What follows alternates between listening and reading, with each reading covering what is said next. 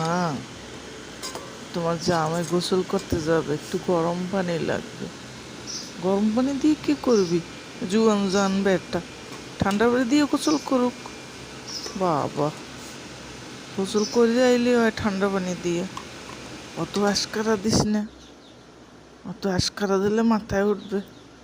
ঠান্ডা পানি দিয়ে করুক। মা, অত ঠান্ডা পানি দিয়ে করতে পারে না গোসল। আরে বয়স আছে, পারবে। মা, একটু রান্নাটা দেখেন, আপনার ছেলেরে লঙ্গি আর তোয়ালেটা দিয়েই ও গোসল করতে যাবে। বাবা, ওরে গরম পানি করে দাও, ও আবার ঠান্ডা সহ্য করতে পারে না, ওকে গরম পানি দাও। মা, একটু আগে না দুলাভাইরে বললেন জুয়ান জান বেটা, তাহলে আপনার ছেলে জুয়ান জান না?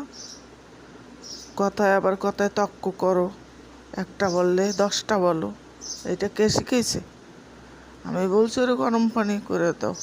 আমার ছেলে ঠান্ডা পানি দিয়ে এই শীতে গোসল করতে পারবে না, ওর সয় না। ওরা পারে।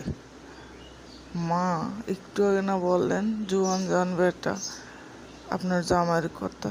আপনি সব সময় নিজের ছেলে মেয়েরই ভালোবাসেন কেন? অন্যদের চোখে দেখেন না? হ্যাঁ, তক্ক করিস না, এখান দিয়ে যা। মামা, দেওয়ারে গরম পানি করে। ছোটোবেলা থেকে কত যত্নে ওকে মানুষ করেছি। মা, আপনি যেভাবে যত্ন করে মানুষ করেছেন, আমার শাশুড়িও আমার স্বামীকে তেমন যত্ন করে মানুষ করেছে।